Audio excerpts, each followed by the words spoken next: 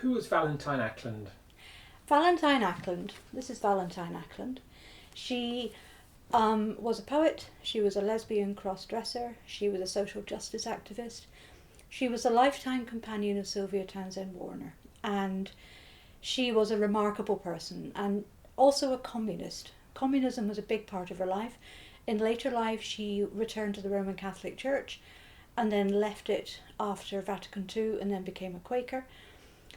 And she was blacklisted by MI5 for a good proportion of her life for her communism.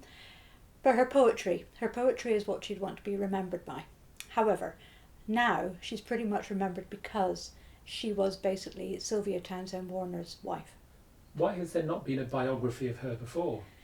There hasn't been a biography of her before because she has been pretty much overshadowed by Warner's much greater fame. And this is so sad because Valentine was a remarkable person and a very much loved person, and she created so much and led a life that was brave, progressive, forward-looking, deeply caring.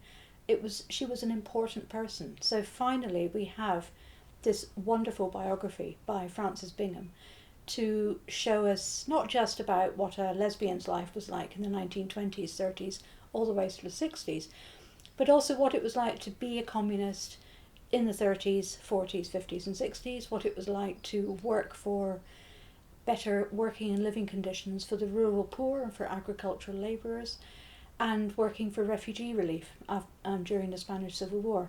She was just fantastic and so interesting to read about. It's a terrific book. What discoveries are readers going to make when they read this? The discoveries that readers are going to make were Valentine's nerve, her sense of daring and complete confidence in what was right and what should be done. So, for example, later in her life, when a policeman suggested quite kindly that at her age she really ought to give up her gun licence, she said no, and she went and bought another gun. She liked very, very small antiques, so she made a business of buying small things you could hold in your hand, delicate little pieces, and she ended up setting up a shop in her living room. She cross-dressed from a very early age. In her early 20s, she changed her identity from Molly Ackland and then became Valentine Ackland, and she dressed exclusively in men's clothes. This was exceptional, absolutely extraordinary for the period. So even though she and Sylvia lived in rural seclusion in Dorset, she wore men's clothes as a matter of routine.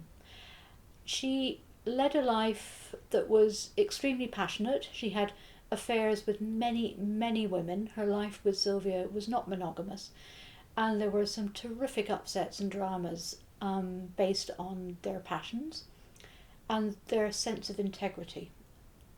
I think the discoveries the readers are going to make are just what it was like to live such a groundbreaking life in Britain in the earlier part of the 20th century, and what we can learn from her bravery, her boldness and her sense of truth and honour.